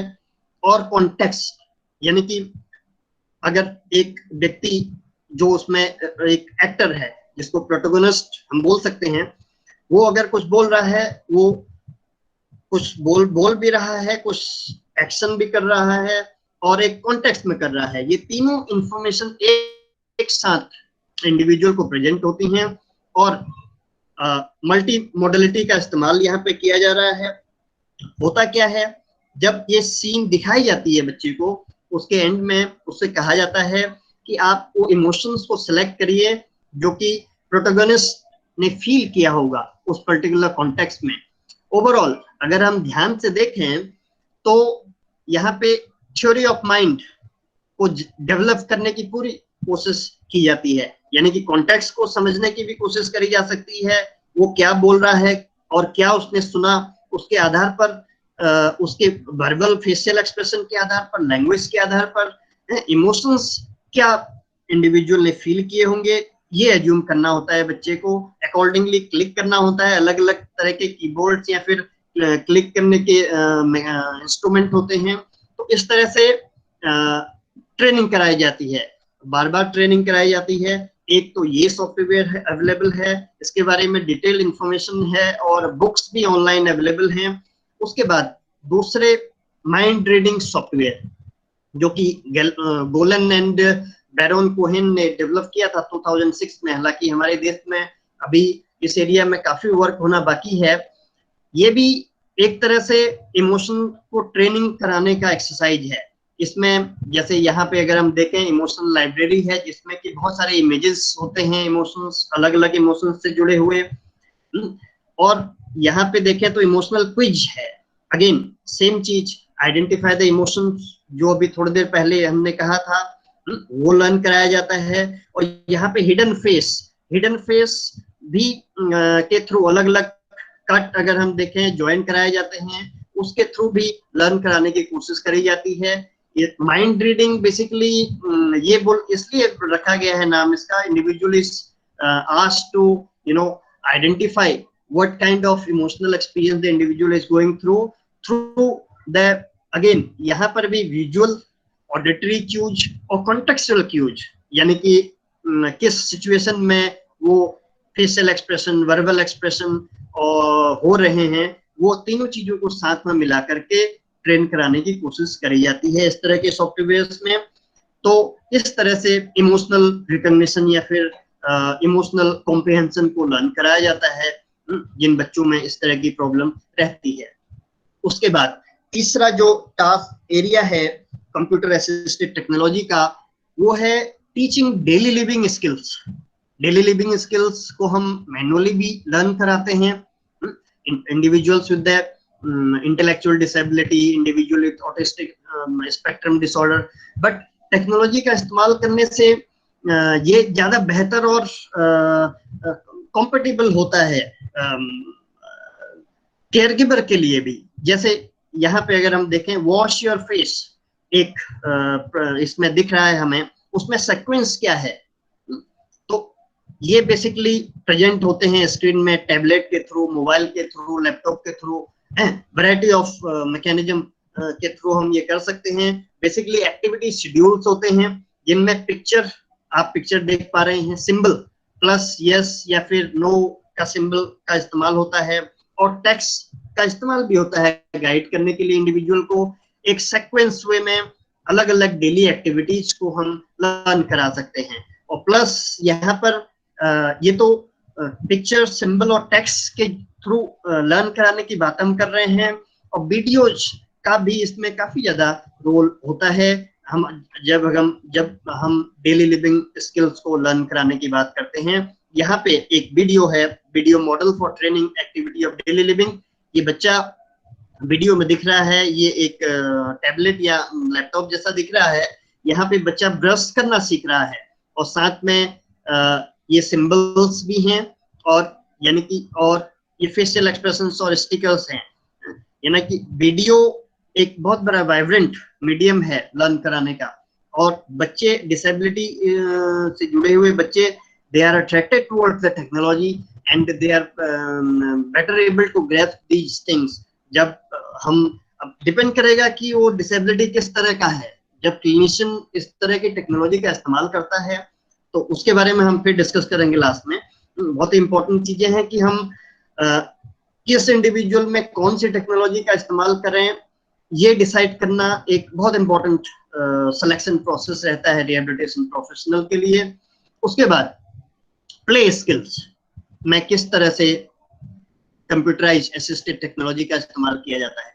अगेन वीडियो मॉडलिंग, जिसके बारे में ऑलरेडी मैं बोल चुका हूं पहले, उसका इस्तेमाल किया जाता है। आप ऊपर देखते हैं ये एक टीवी है, टेलीविजन है या फिर कंप्यूटर है, जिसमें कि क्लासरूम सेटिंग है और बच्चे यहाँ पे हाथ उठाते हुए दिख रहे हैं और टीचर या फिर एक दूसरा बच्चा सामने खड़ा है, यानी कि क्वेश्चन आंसर चल रहा है। ये दो बच्चे जो कि are supposed to be with disability are viewing this particular video. They are being modeled कि क्या हो रहा है। यहाँ पे भी विजुअल क्यूज हैं, कॉन्टेक्चुअल क्यूज हैं और ऑडिटरी मैकेनिज्म भी इस्तेमाल हो रहा है, यानी कि आवाज भी वो लोग सुन रहे हैं। तो जितनी ज्यादा मॉडलिटी का इस्तेमाल हम करते हैं, ऐसा माना जाता है स्टडीज में कि उसका रिप्रेजेंटेशन ब्रेन में ज्यादा बेहतर तरीके से होता है। तो वीडियो मॉडलिंग काफी अप्लाइड है और सक्सेसफुल भी माना जा रहा है सोशल बिहेवियर्स को ट्रेन कराने के लिए अलग अलग तरह की डिसेबिलिटी में। खासकर अगर हम फिर से बात करें intellectual disability, autistic spectrum disability और एडीएचडी के बच्चों में भी। हालांकि एडीएचडी को specifically right of person with disability act के भीतर नहीं रखा गया है। This is also a thing to be understood. और जो यहाँ पे सीनियर प्रोफेशनल्स हैं उनसे मेरी रिक्वेस्ट है कि एडीएचडी भी उतनी ही डेविएटिंग कंडीशन है, इसको भी कंसीडर करना चाहिए, because it is also a life long going illness. पता नहीं, मेरे अंडरस्टैंडिंग में शायद ये नहीं इंक्लूडेड है, ये भी इंक्लूडेड होना चाहिए। And I request them if anything can be done in this regard. उसके बाद हम कोऑपरेटिव एंड सोशल प्ले की अगर हम बात करते हैं, यहाँ पे बेसिकली ऊपर वाले वीडियो में हमने पिक में हमने बात करी, यहाँ कोऑपरेटिव प्ले। अगर हम ऑटिस्टिक बच्चों की बात करते हैं, they are solitary player, they do not play in the group. तो इस तरह से वीडियोज का इस्तेमाल करके हम उनको ग्रुप में खेलना सिखा सकते हैं, कोऑपरेटिव प्ले करना सिखा सकते हैं, जैसे कि यहाँ पर हम देख रहे हैं, यहाँ पर हम देख रहे हैं। इसके लिए बहुत सारा मटेरियल अवेलेबल है, ऑनलाइन भी अवेलेबल है, जो स्टैंडर्डाइज्ड भी है बहुत सारा, और कुछ स्टैंडर्डाइज्ड नहीं है। यूट्यूब में भी बहुत सारे चीजें अवेलेबल हैं। अगर हमारे पास में स्टैंडर्डाइज्ड टूल नहीं भी हैं तो भी हम उनका इस्तेमाल करा करके अपने बच्चों को जितना ज्यादा हो सके उतना बेनिफिट दे सकते हैं, because the technology is going to be very beneficial. Last section में हम बात करेंगे high tech augmentative and alternative communication system. ये इंडिविजुअल से हम लोग सब परिचित होंगे, स्टीफन हॉकिंस, जो कि एस्ट्रोफिजिस्ट थे। इनके बारे में आपने जाना होगा, सुना होगा। इनको मोटर न्यूरॉन डिजीज हो गई थी जब ये अपने करियर के पीक पर थे और उसके कारण ये डिसेबल हो गए थे। फिर उसके बाद में बोल नहीं पाते थे और मोटर मूवमेंट इनके पूरी बॉडी का धीरे धीरे करके डिटेरियोरेट हो रहा था, और डिटेरियोरेशन की कंडीशन ऐसी थी कि हेड मूवमेंट भी नहीं हो पाता था। तो एक ये डिवाइस जनरेट करी गई जिसमें कि इनके स्किन का सेंस कहना चाह रहे हैं डिवाइस के थ्रू वो सामने आता था, और इसमें इन्होंने काफी लेक्चर दिए हैं। मैं चाहूंगा कि आप लोग, एक मूवी है द थ्योरी ऑफ एवरीथिंग, जिसमें कि स्टीफन हॉकिंस के बारे में वो मूवी है, बड़ी अच्छी मूवी है, आप देखें उसको। डिसेबिलिटी से जुड़ी हुई चीज भी आपको समझ में आएगी, उसके बहुत सारे डायमेंशंस हैं। नाउ क्या है ये ACC system, high tech ACC system? इसमें मोबाइल डिवाइसेस का इस्तेमाल होता है। है, सेल फोन, टैबलेट्स का इस्तेमाल होता है। बेसिकली अगर हम इसको शॉर्ट में कहें तो अलग अलग तरीके के एसीसी सिस्टम्स हैं, स्पीच जनरेटिंग डिवाइस, जिसके बारे में हमने अभी बात करी। इसी तरह की स्पीच जनरेटिंग डिवाइस आजकल सॉफ्टवेयर्स अवेलेबल हैं जो कि मोबाइल में भी हम इस्तेमाल कर सकते हैं। और बाकी कुछ सॉफ्टवेयर इस तरह से हैं जो कि उन इंडिविजुअल्स के लिए बहुत ज्यादा हेल्पफुल हैं जिनमें कि सीवियर स्पीच इम्पेयरमेंट है ना। टेक्स्ट टू स्पीच एक सॉफ्टवेयर है जिसमें कि इंडिविजुअल टेक्स्ट का इस्तेमाल लिखेगा तो बोल पाएगा, या फिर कुछ उसमें क्यूज हैं, कुछ स्विच हैं। एक पर्टिकुलर स्विच का मीनिंग एक पर्टिकुलर सेंटेंस होता है, अगर उसको कुछ कहना है, कम्युनिकेट करना है, वो स्विच क्लिक करेगा तो वो स्पीच जनरेट होती है ऑटोमेटिकली। तो these are the high tech devices which are used in the field of disability. एक बहुत बड़ा एग्जांपल, ये तो बहुत पहले की बात है, अभी बहुत सारा एडवांसमेंट हो चुका है, but we are in the process of that advancement. और मैंने रिसेंटली सुना है कि एनसीईआरटी अलग अलग डिसेबिलिटी के लिए अलग अलग हाईटेक सिस्टम्स का डेवलपमेंट कर रहा है, that is going to be present with us very shortly. Now, at last mobile app बहुत सारे प्रचलित हैं। अभी तो इंडियन गवर्नमेंट ने बहुत सारे मोबाइल ऐप को बैन भी किया था। तो मोबाइल ऐप का इस्तेमाल डिसेबिलिटी के एरिया में इंपॉर्टेंट तरीके से किया जा सकता है, जिसमें कि अगर हम आवाज ऐप की बात करें, ये कि इंडियन जनरेटेड एक MIT मद्रास से पास आउट, अगर मैं गलत नहीं हूँ, इंडिविजुअल्स ने इसको बनाया है। ये काफी अच्छा ऐप है। इस ऐप के थ्रू जो है पिक्चर एक्सचेंज सिस्टम का बेसिकली यूज है इसमें। Picture exchange system for communication ये होता है कि वो बच्चे जो बोल नहीं पाते हैं बट उनको कम्युनिकेट करना है कोई चीज, तो यूजुअली मैनुअली पहले वो पिक्चर एक्सचेंज करके ऐसा करते थे, उनको ऐसा ट्रेन कराया जाता था। बट इस आवाज सिस्टम से काफी सरल हो गया है, बिकॉज पिक्चर्स को रखना, उनको फिर ट्रेन कराना, यहाँ पे ऑल चीजें आवाज एक ऐप के थ्रू हो सकती है। ये मैंने लास्ट में रेफरेंस में भी RCI का लिंक एक भेजा है रेफरेंस में, उसको आप देखें, उसमें और भी एप्स हैं, उसको आप डाउनलोड करें, एक बार खुद उसमें ट्रेन हुए, देखें, और उसके बाद में फिर इंडिविजुअल डिसेबिलिटी में उसका इस्तेमाल करें। दूसरा टाकिट एक ऐप है जो स्पीच टू स्पीच ऐप है, जिसका इस्तेमाल भी बेसिकली ये करता क्या है, ये अगर हम पूरे तरीके से वोकल नहीं हैं, वोकल पैटर्न को रिकॉग्नाइज करता है, उसको ट्रांसलेट करता है मोर मीनिंगफुल वर्ड में, और उसको फिर अंडरस्टैंडेबल वर्ड में कम्युनिकेट करता है। तो एक छोटा सा ऐप इतना बड़ा काम कर रहा है। This is very important how the technology is playing the important role. उसके बाद आगे लुक एट मी एक और ऐप है, हालांकि इसमें बहुत सारे ऐप फॉरेन कंट्री में जनरेटेड हैं, but they are available to the play stores और of different cell phones, they are accessible. Language में प्रॉब्लम है, जो आवाज ऐप है हिंदी लैंग्वेज में है, टाकिट भी हिंदी लैंग्वेज का इस्तेमाल करता है। बाकी ये दो जो एप्स हैं इनमें इंग्लिश लैंग्वेज का ही मोस्टली इस्तेमाल होता है। बेसिकली लुक एट मी में क्या होता है, ये आई कांटेक्ट, फेशियल एक्सप्रेशन और बेटर एक्सप्रेस देयर इमोशन, मतलब इमोशनल एक्सप्रेशन के लिए, ट्रेनिंग के लिए ये ऐप है। ये भी आप चेक कर सकते हैं, देख सकते हैं। Then verbally text to speech जो सिस्टम असिस्टेड कंप्यूटर टेक्नोलॉजी का है, उसका इस्तेमाल इसमें किया गया है और ये आईफोन्स में अवेलेबल है। Text to speech when the individual having the speech problem, either speech disability और autism, they write the text and then it is manifested in form of the speech. तो ये कुछ important apps हैं जिनको आप देख सकते हैं, जिनका इस्तेमाल कैसे किया जा सकता है वो हम लर्न कर सकते हैं। Now I am coming to the end of my presentation. These are the references from where I have taken the materials. और इसी के साथ मैं सभी का धन्यवाद कहना चाहूँगा मेरी बात को इतने पेशेंस से सुनने के लिए। और मैं again back to the chairperson of this session doctor Trilochan, आपको इनवाइट करना चाहूँगा। Thank you, Dr. Manoj.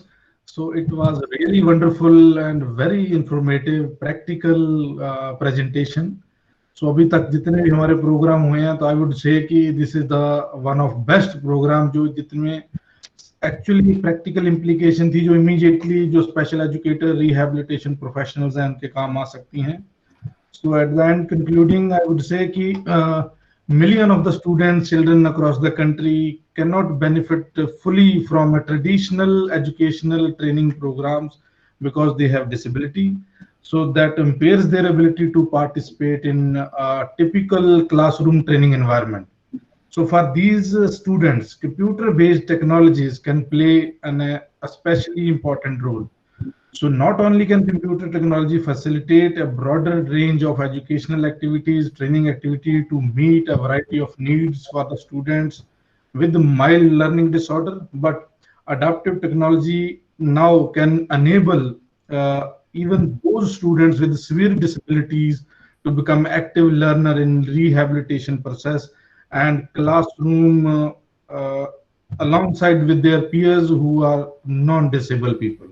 So today's lecture provides an overview of the role of computer technology that can play in promoting the education, training, management of children with special needs with the regular training classroom also. So for example, use of computer technology, as Dr. Manoj said, and introduced many apps and software for word processing, communication, various sensory representation software, eye tracking devices, and other multimedia tools that can help million students with specific learning and emotional and other developmental disorder. So it is really very enlightening that computer technology has also enhanced the development of sophisticated devices that can assist the children with more severe disability in overcoming a wide range of limitations that usually hinder their participation in rehabilitation process, like from speech and hearing impairments to blindness and severe physical disability also. So however, many rehab professionals are not adequately trained on how to use technology effectively in their training process or in classroom also. And another factor, the cost of the technology is serious consideration for all the special schools and organizations working with special children. So although computer technology has the potential to act as an equalizer by freeing many children from their disabilities, the barriers of inadequate training and cost must first be overcome before more widespread of use of this technology can become reality. So now this session is open for discussion. So I invite question. You can direct your question to me. So accordingly, the experts and other panelists will answer your question. Thank you. Now open to discussion. Please, any question you can ask now.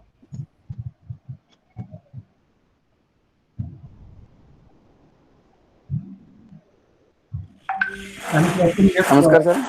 Yeah, so you can ask on mic also. In case you have no mic, you can ask in the chat box also. I will read accordingly. नहीं sir, thank you very much. इतना अच्छा चीज आप लोगों ने बताया, हर आदमी ने एक एक चीजें इतना बारीक से बताया, जो चीज हमारे लिए अननोन था काफी चीज, तो इतना एडवांस टेक्नोलॉजी है करके मालूम ही नहीं था। इतना अच्छा बताया, इतना अच्छा समझाया, उसके लिए ढेर सारे शुभकामनाएं और बहुत धन्यवाद सर, दिल से। Thank you very much sir. Thank you, Govinda Prasad. Thanks for your. Thank you so much. So any other question? There is one question in chat box. This is not question, it's a feedback. Participants are thanking Dr. Manoj for introducing very useful applications. So any question? So another question from my side also on the behalf of many participants. Sir, are these applications are available freely or paid application, whatever you mentioned, application and software? There are a lot of applications which are paid basis. Like I was talking about the mind reading app, mind reading software. So there is a book in the Amazon also. You can have that book, and the book will provide you the other material also along with the online key with it. तो एक तो ये है, बाकी जो app मैंने provide किए हैं जो लास्ट सेशन में, मोबाइल एप्स आवाज वो फ्री है, गवर्नमेंट ऑफ इंडिया के ने उसको स्पॉन्सर किया हुआ है। और इसके अलावा जो और एप्स हैं वो मुझे भी बहुत ज्यादा जानकारी नहीं है कि फ्री ऑफ कॉस्ट हैं या फिर उनके लिए चार्जेस देने पड़ते हैं। जैसे कि लास्ट में मैंने जो एक ऐप के बारे में बात करी थी, Verbally, that app is paid. That is developed by some Australian agency. वो पेड है, और काफी एप्स जो हैं वो पेड नहीं है। जब हम कंप्यूटर असिस्टेड टेक्नोलॉजी की अगर हम बात करते हैं, जिसमें कि हमने ट्रेनिंग कराने की बात करी थी, वो एप्लीकेशंस पेड हैं। वो एप्लीकेशंस इजीली आपको उस तरह से नहीं मिलेंगे, बट उससे हमें निराश होने की जरूरत नहीं है। अगर हमारे पास में उतना फाइनेंशियल फैसिलिटी नहीं है, उससे जुड़ी हुई चीजें इंटरनेट पे अवेलेबल हैं। आप यूट्यूब में जाएं, यूट्यूब में वो पर्टिकुलर चीज आप टाइप करें, उससे जुड़ी हुई चीजें मिलती हैं वहां पर। तो कुछ ना होने से कुछ होना बेहतर है। हम उसको अडेप्ट कर सकते हैं अपने बच्चे के नीड के हिसाब से, और उसको हम यूटिलाइज कर सकते हैं। और दूसरा, ट्रेनिंग की जहां तक बात है, अगर हमने ये डिसाइड किया, ये सिलेक्ट हम प्रॉपरली कर पाए कि इस बच्चे को कितनी डिसेबिलिटी है, किस एरिया की डिसेबिलिटी है, और इसके लिए किस मॉडलिटी का टूल हम इस्तेमाल कर सकते हैं, तो ये हमने अगर डिसाइड कर पाए हैं अच्छे से, तो फिर हम ऐप से जो भी इनपुट है, चाहे वो कंप्यूटर असिस्टेड है, चाहे मोबाइल असिस्टेड है, उसका इस्तेमाल करा जा सकता है। एग्जैक्टली वो सेम ऐप नहीं भी है, तो जो भी इंफॉर्मेशन अवेलेबल है वो बेहतर होगा हमारे लिए इस्तेमाल करना। Thank you, sir. Any other question? Please, you can ask any question related to today's topic. कोई भी बंदा हिंदी, इंग्लिश, पंजाबी जैसे भी पूछना चाहे। डॉक्टर मनोज जो हैं वो हिंदी तो आती है क्योंकि वो पंजाब के आसपास ही हैं रहने वाले, बेसिकली तो पंजाबी भी समझते हैं खूब। आपने सिखाया है हमको पंजाबी। ठीक है सर। और कोई क्वेश्चन अगर कोई पार्टिसिपेंट से पूछना चाहता है? आज का टॉपिक इतना सरल तरीके से सर आपने समझाया है कि मुझे लगता है इसीलिए कम क्वेश्चंस हैं, क्योंकि एक इतनी कम्प्रिहेंसिव प्रेजेंटेशन और इतनी आसानी सहजता से आपने जो डिलीवर करा है, तो साथ साथ जो क्वेश्चन दिमाग में आ रहा था अगली लाइन में वो सॉल्व हो रहा था, इसीलिए कम क्वेश्चन आए। मैं thank you so much for the appreciation, but मैं उसका एक दूसरा एस्पेक्ट देखना चाह रहा हूँ। वो एस्पेक्ट ये है कि हमारे जितने भी डेलीगेट्स हैं, they are so much curious about the things कि वो पूरा अटेंटिव रहे थ्रू आउट द सेशन, जिसकी वजह से जो भी प्रेजेंट करी गई तो वो उन तक पहुंची है। और आई think that is very helpful for me. मेरा टास्क, सबका टास्क, खासकर शत्रुघ्न सर का टास्क सक्सेसफुल रहा। जी, तो एक दो मिनट और वेट करते हैं। हाँ, एक दो मिनट और मैं वेट करूंगा कि अगर कोई क्वेश्चंस हैं तो वी हैव टाइम, हम 5-10 मिनट क्वेश्चंस और डिस्कशंस। अगर क्वेश्चन नहीं है, कोई सजेशन भी अगर हो, कोई और भी पार्टिसिपेंट्स इस तरह के प्रोसीजर यूज कर रहा है, वो अपना एक्सपीरियंस शेयर कर सकते हैं। डॉक्टर साहब, एक क्वेश्चन है कि इस तरीके की टेक्नोलॉजी की हेल्प के लिए कोई बुक्स अगर अवेलेबल हों हिंदी, वो आप बताइए, उनके नाम अगर मिल जाए या उनके लिंक मिल जाए। अभी तो रेडिली अवेलेबल नहीं है मेरे पास में, बट मैंने कुछ मटेरियल इकट्ठा किया हुआ है मैं शत्रुघ्न सर को वो फॉरवर्ड करूंगा, वो आपको अवेलेबल करा देंगे अगर ठीक। सर की इसमें रजामंदी हो तो। हाँ नहीं बिल्कुल। बिल्कुल बिल्कुल सर, बिल्कुल आप मुझे भेजिए, you can send to me, I will send to them. ठीक है, ठीक है। तो मटेरियल आपको, रेफरेंस मटेरियल बहुत सारा आपको मिल जाएगा। और कुछ लोग डॉक्टर मनोज जी का कांटेक्ट मांगे, उनकी ईमेल भी जो डॉक्टर शत्रुघ्न है आपके साथ शेयर कर देंगे, तो you can get in touch with doctor Manoj through email. तो और अगर कोई सवाल है हाँ, अगर नहीं है तो फिर हाँ जी, यस तंजिन, यस। हाँ जी, good afternoon, sir. Sir, it was a very wonderful experience. Like in a very informative way, you explained all the stuff regarding the role of all the technological advancement that can be played for training special needs children. But sir, I would just like to know your insight whether, since like right now we are more at a rudimentary stage of these technology, but as time passes and since technological advancement is increasing at a rapid rate, could there be a time where these apps program could render the the training, the acumen of a clinical psychologist obsolete? Yes, Tenzin. Yeah. Tenzin, sorry, I could not understood your query. If you can repeat once again, please. Yes, yes, sir. So, sir, so yes, I was asking, since like abhi we are at more of a basic stage, and these programs and applications are bound to become more advanced and more accessible and more understanding and more intuitive. So I just wanted your insight whether do you feel that in future with all these rapid technological advancement, then could there be a time when the acumen and the training that a clinical psychologist has could be rendered obsolete by these apps or programs? Yes, yes, definitely. Actually, today's topic was only focused about the disability and special need individual, right? So my focus was totally about that. And Yes, if sir. I have already given the information that NCRT is working upon, very rigorously working upon developing kind of apps. Yes, sir. They have a special team designed for it. I Yes, sir. came to know recently, and somehow I was about to talk to them, but I could not before this program. So this Okay. will be basically available for the individual with those disabilities like learning disability, intellectual disability, autistic spectrum disorder, or if you talk about the physical disabilities, basically. Now, role of clinical psychologist. Yes, There sir. are some apps like again one thing,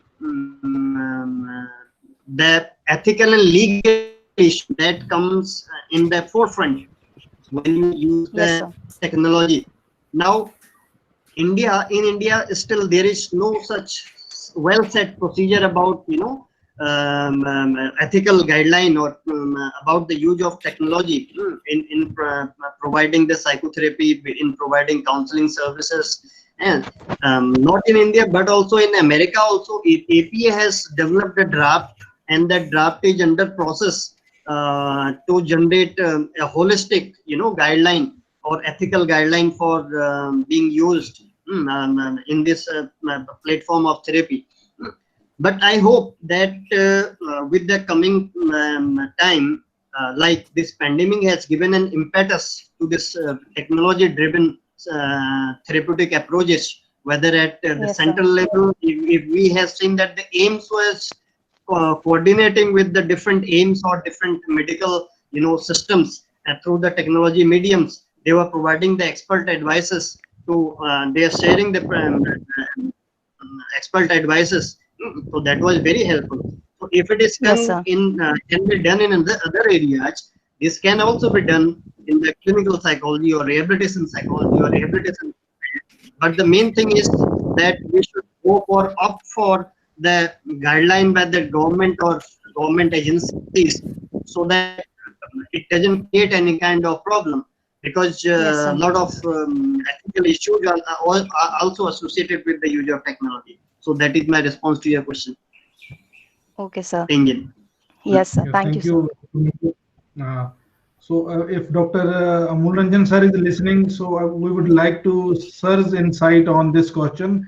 Training guidelines related to clinical psychology and other mental health trainings, online software and assessment procedures. Is there any guidelines? Because Amul sir is Yes, closely definitely. related to the policy making on mental health sciences and rehabilitation. So, sir, please comment on training guidelines related to technology in our clinical psychology and rehabilitation curriculums. Sir doctor Amul Ranjan Singh छोड़ के चले गए हैं, उनके यहाँ internet की problem है। Sir हैं, दिख रहे हैं मुझे, उनका म्यूट है, वो अनम्यूट कर रहे हैं। ओके हाँ सर, अपन अनम्यूट करिए अनमोल सर।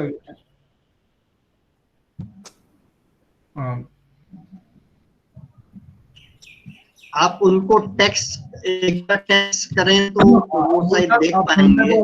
प्लीज अनम्यूट करिए अमूल सर, आपका म्यूट दिख रहा है यहाँ से।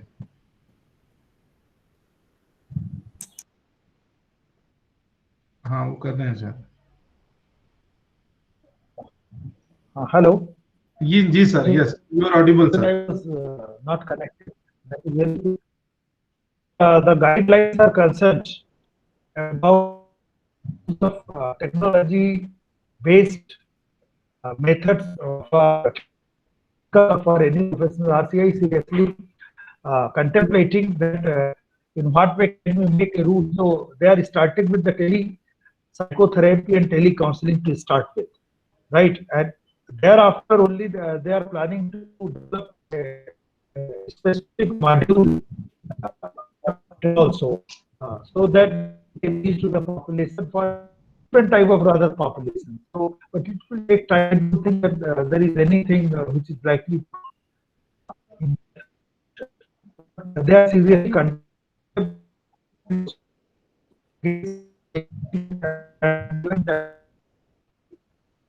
what sort of ethical and precautionary measures to be to the tele-psychotherapy or counseling. That is one. So other issues are concerned have also come in discussion. For that, they are planning to have a independent task force who will discuss about these issues and formally bring it out. Yeah, this much information I have. Hello. Thank you, sir. Thank you. Hello. Yeah, thank you, sir. So, any other question? कोई कोई और question related to today's topic पूछना चाह रहा है तो otherwise I would hand over to Shatrughan sir now.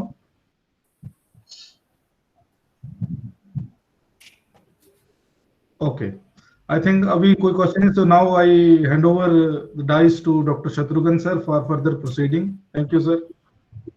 Thank you, Dr. Tarlochan sir. So now time has come to say vote of thanks. तो मेरा जो स्पेशल थैंक्स है जो भी लोग जुड़े हुए हैं डायरेक्टली इस डिजिटल प्लेटफॉर्म से, तमाम डेलीगेट्स जिन्होंने एक्टिव पार्टिसिपेट किया इस प्रोग्राम्स में, उनका मैं thank you, I would say thank you so much, specially our chief guest doctor professor Amul Ranjan sir. उन्होंने अपने व्यस्ततम शेड्यूल से समय निकाला और इसमें पार्टिसिपेट किए और इनॉग्रेल स्पीच किया जो बहुत ही इनलाइटमेंट था, सब लोगों के लिए मोटिवेशनल स्पीच था। और ये जो प्रोग्राम का जो टॉपिक था बड़ा सिग्निफिकेंट और रिलेवेंट था। अभी हम लोग इस पे बहुत ज़्यादा इंडिया में काम नहीं हुआ है, इसलिए इसकी व्यवहारिकता और समझने को है। और जो स्पेशल एजुकेटर हैं, मुझे नहीं लगता कि ये सारी चीज़ें को जो एप्स हैं, जो भी जो चीज़ें हैं, जो सॉफ्टवेयर है, हार्डवेयर है, इसको समझ के ये लोग अप्लाई कर पाएंगे। एनीवे, जो भी है, एक शुरुआत तो हुई कहीं ना कहीं से और एक कंसेप्चुअल लेवल पे तो बना, कंसेप्ट तो बना लोगों के बीच।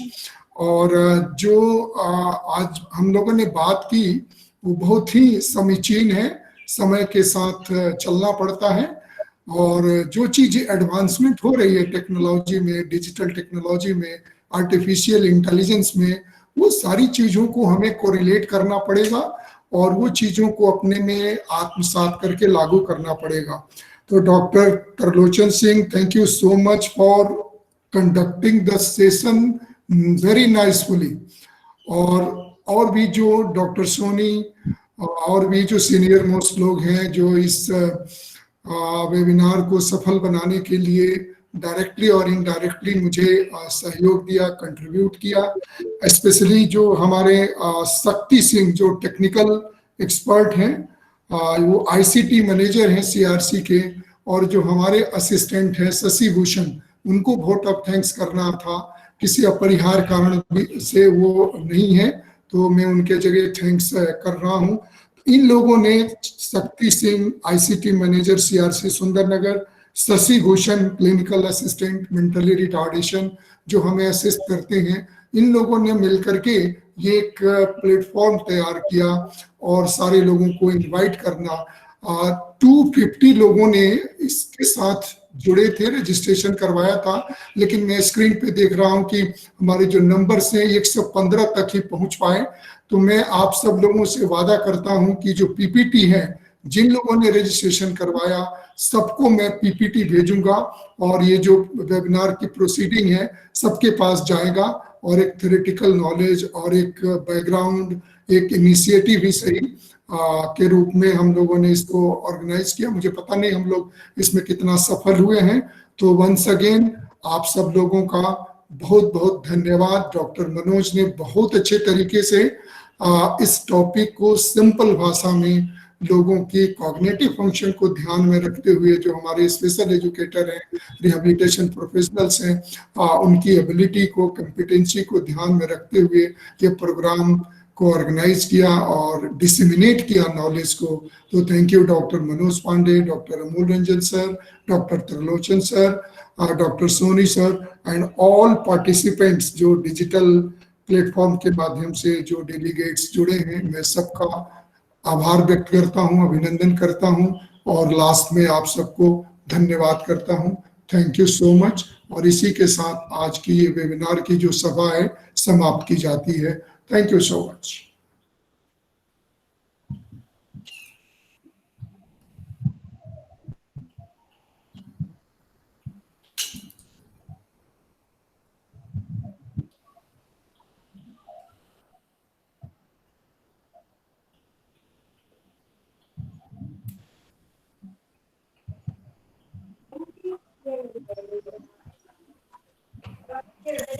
Okay, sir. Thank you very much. Okay, thank you, sir. Thank you. Bye bye.